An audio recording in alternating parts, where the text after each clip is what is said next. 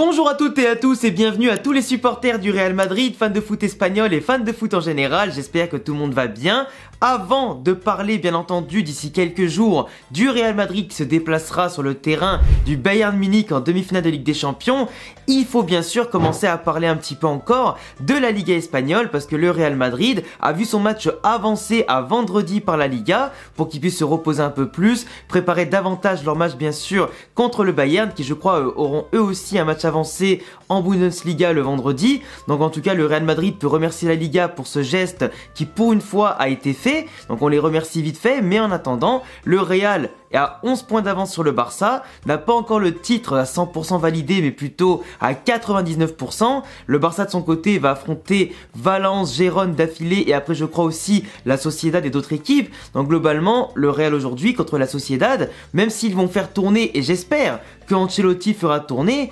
normalement, en faisant les devoirs aujourd'hui, on se valide tout ça tranquille d'ici les 2-3 prochaines journées. Il en reste 6, donc autant valider le trophée le plus tôt possible, faire la fête et ensuite se focus à 100% sur la Champions League. Même si la Champions League arrive si vite qu'on n'aura pas le temps finalement de bien valider le trophée en Liga, mais au moins faire les devoirs les uns après les autres, c'est primordial pour bien préparer le match et bien sûr avoir l'esprit tranquille. La Real Sociedad qui est actuellement 6ème de Liga avec 51 points pris en 32 journées pour un total de 13 victoires, 12 nuls et 7 défaites avec 46 buts marqués et 34 encaissés. Donc une équipe qui marque quand même pas mal de buts, qui est un peu loin d'ailleurs de ses standards habituels des dernières saisons, qui est déjà un peu largué en Liga pour la 5ème place, qui avait rêvé en début de saison et pendant un bon moment pourquoi pas de viser la 4ème place, mais plus le temps avançait, plus la saison passait, plus leurs espérances et en tout cas leurs ambitions se sont écroulées avec des joueurs qui de base surperformaient. Je pense notamment à Kubo qui était vraiment très fort en début de saison, les Mikel Merino, les Zubimendi,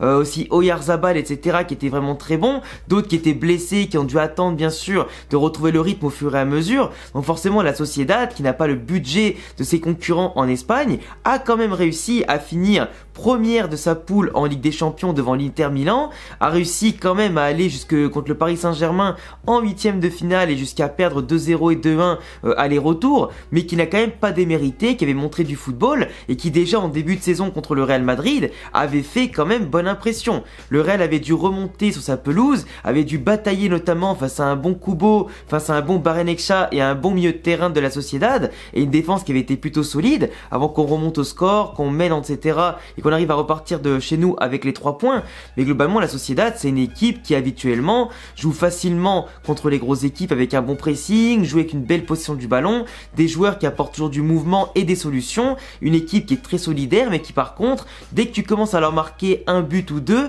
que tu commences à les bloquer, qu'ils commencent à ne pas trouver la solution, bah forcément c'est une équipe qui dans la qualité technique qu'il possède ou la qualité individuelle bah commence à souffrir finalement de la comparaison avec toi. La Sociedad c'est une équipe qui va au front, mais quand tu commences à remporter les duels, comme ils sont un peu plus lents, qui sont un peu moins puissants aussi, bah forcément ils commencent à laisser des espaces, des opportunités à l'adversaire et surtout de quoi leur faire très mal. Donc un peu comme le PSG l'a fait contre la Sociedad, exploiter les coups de pied arrêtés, exploiter les espaces, imposer un rythme aussi forcément où eux-mêmes quand ils ont la possession n'arrivent pas forcément à te tuer, ben dès qu'ils n'arrivent pas à te tuer une fois, deux fois, trois fois, toi il t'en suffit d'une pour leur mettre le doute et après c'est terminé. La Sociedad c'est une équipe qui a remporté seulement 5 matchs en Liga en 2024 sur un peu plus de 11 ou 12 je crois, pour 6 nuls et 5 défaites. Donc au final c'est quand même, enfin 6 nuls et 4 défaites pardon, donc c'est une équipe quand même qui a au passage aussi été éliminée des demi-finales de Copa del Rey par Mallorca au tir au but,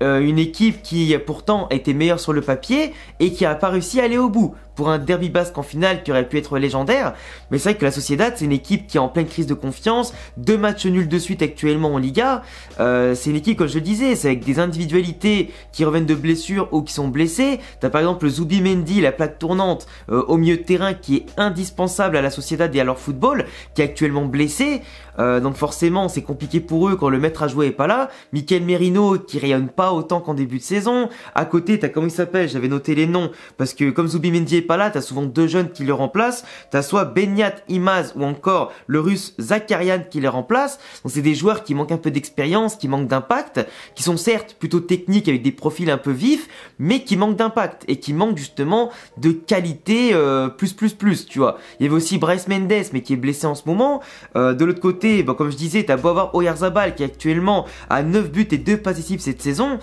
Oyarzabal, c'est pas le Oyarzabal d'il y a quelques années. Il a connu quelques déboires dans les ligaments croisés et il a beaucoup de lenteur aujourd'hui. Il a un manque de vivacité qui fait mal sur le front de l'attaque, même si par moment il peut être suppléé ou remplacé par André Silva, qui n'est pas le joueur qu'il aurait pu être avec une progression de base qu'on attendait bien meilleure. Donc forcément, quand à côté t'as Barrenetxea et Kubo qui alternent le bon et le moins bon sur les couloirs, pour faire la différence, apporter un peu de verticalité, de percussion, bah s'ils ne sont pas dans un bon jour, et qui en plus ils n'apportent pas cette différence par le dribble, par les mouvements, bah c'est pas avec une attaque redondante, attendue et un peu prévisible qui peut faire la différence. D'où le fait qu'ils n'ont pas arrêté de faire des matchs nuls, des défaites même des fois sur leur terrain, comme contre Osasuna, à l'extérieur contre Séville, contre Gérone ils ont quand même fait un bon 0-0, mais tu vois c'est une équipe qui est capable du meilleur comme du pire, mais pas forcément non plus de s'imposer même quand ils dominent les matchs. Ils ont une défense avec un latéral que vous connaissez bien, Odriozola, qui ne trouve pas non plus depuis son départ du Real Madrid,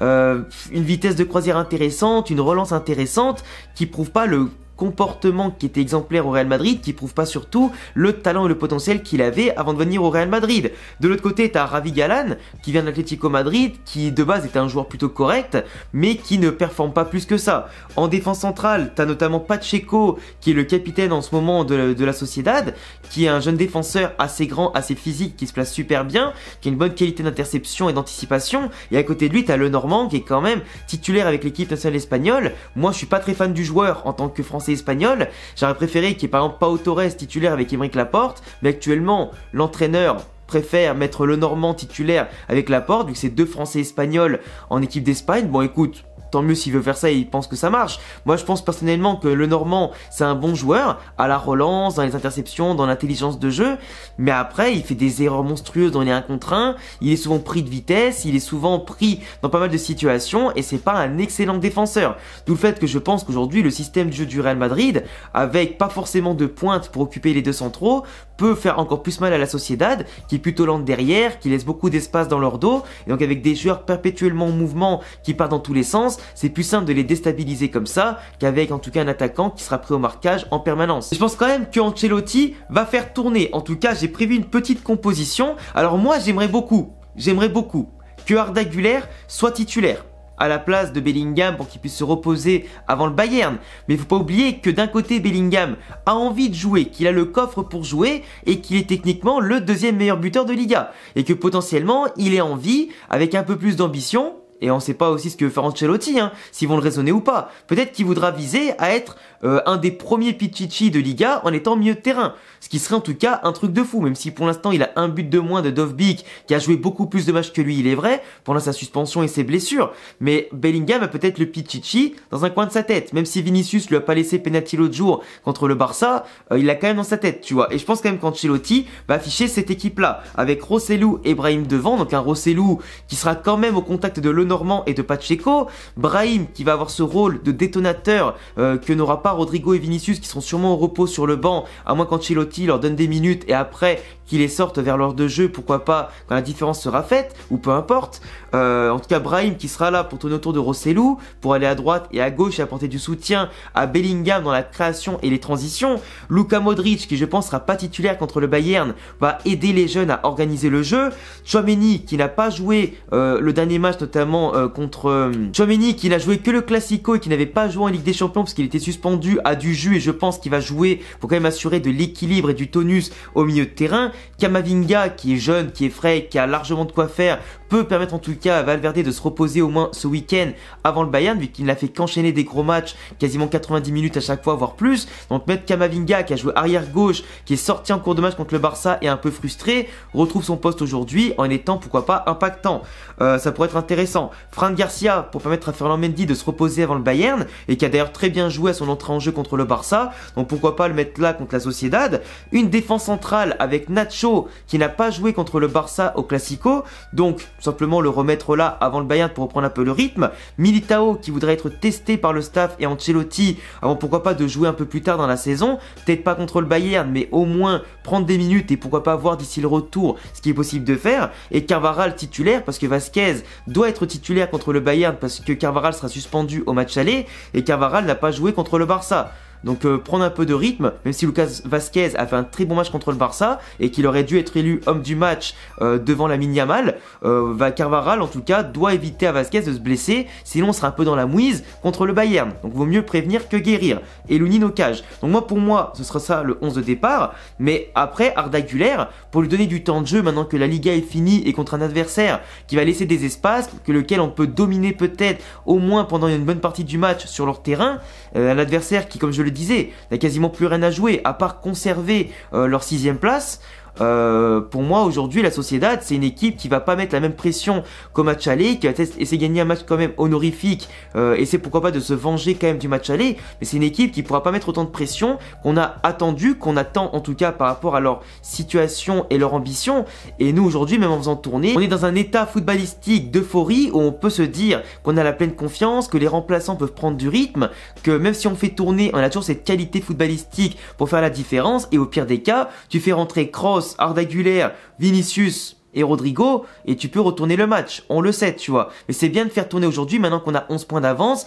et ça serait con de mettre l'équipe type à 3-4 jours avant la Ligue des Champions. Tu vois, il faut savoir faire confiance aussi aux remplaçants et simplement maintenant terminer le boulot, et comme ça tout le monde participe et participe à l'objectif de valider le titre. Et ce sera simple, pour moi les clés de ce match là, ce sera la capacité de bloquer Barrenechea et Kubo sur les côtés, d'empêcher Oyarzabal de faire un peu ce qu'il veut en attaque, forcément même s'il est un peu lent, il sait très bien se débrouiller techniquement pour tenir la balle et la dévier ou donner des caviars, ça il sait très bien le faire. Du coup ne pas le laisser faire tout ce qu'il veut, être dur sur l'homme, en tout cas sur lui. Le milieu de terrain, gagner le duel physique et technique contre Mikel Merino, Zubimendi s'il est là, ou pourquoi pas Zakarian ou Bernat, en tout cas s'ils sont titulaires, ou Bryce Mendes, ça dépend. Et après faire en sorte de mettre la pression sur le Normand, sur Pacheco, provoquer le fait qu'ils vont baisser un peu leur bloc, pourquoi pas les attendre pour mieux les bouffer des rencontres sur la vitesse de Brahim, sur la vitesse aussi, la puissance de Bellingham, et sur ce que peut apporter Ekama ou Modric sur les portées de balle en tout cas, et les projections, et essayer en sorte pourquoi pas que Tchouaméni prenne un peu plus de responsabilité, qu'il prenne un peu de leadership,